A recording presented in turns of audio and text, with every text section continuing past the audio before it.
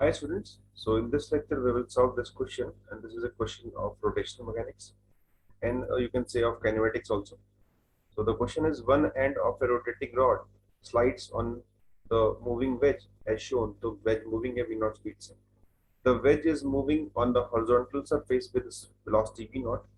If the angular velocity of the rod is omega, then हमें इसकी value find करनी कितनी होगी. तो पहले समझते हैं इसमें है क्या. तो जब इसे खींचेंगे और ये कुछ ओमेगा से घूम रहा है तो हमको इसकी वैल्यू फाइंड करनी है. तो हम यहाँ पे क्या यूज कर सकते हैं, ये जो रॉड है और जो वेज है वो इस पॉइंट पे कांटेक्ट में है, तो हमें पता होना चाहिए वेज कंस्ट्रेंट क्या होता है. वेज कंस्ट्रेंट वो कहता है कि अगर दो बॉडीज कांटेक्ट में है तो इनकी वेलोसिटी नॉर्मल के अलॉन्ग, मान लेते हैं कि ब्लॉक की v2 है और इस वेज की v1 है, नॉर्मल के अलॉन्ग वो दोनों सेम होने चाहिए.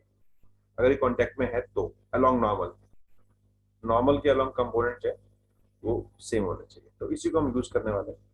सो हम देखते हैं कि क्या हो रहा है. तो जो ये वेज है,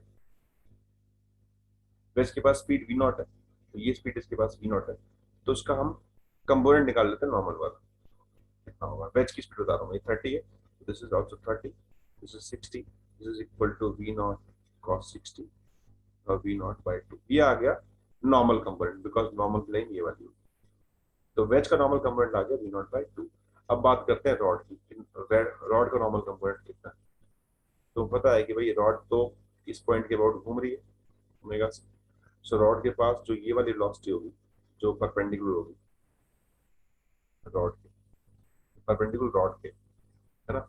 सो ये एंगल दे रखा है आपको 30, तो ये हो गया 60, तो ये होनी चाहिए ओमेगा इंटू एल, रॉड के इस पॉइंट की वेलोसिटी. लेकिन हमको तो चाहिए कि वेज के नॉर्मल वाले, ठीक है. हमको तो चाहिए वेज जो कांटेक्ट पॉइंट है वो जो कॉमन नॉर्मल है उसके अलोंग सेम होनी चाहिए. तो इसको भी नॉर्मल कर लेते हैं वेज को, इस कंपोनेंट को. तो ये 60 था, तो वेज के नॉर्मल करेंगे अगर, तो ये एंगल 30 हो जाएगा, तभी तो 90 हो पाएगा. तो this component will be equal to omega L cos 30. That means कि ओमेगा एल रूट 2.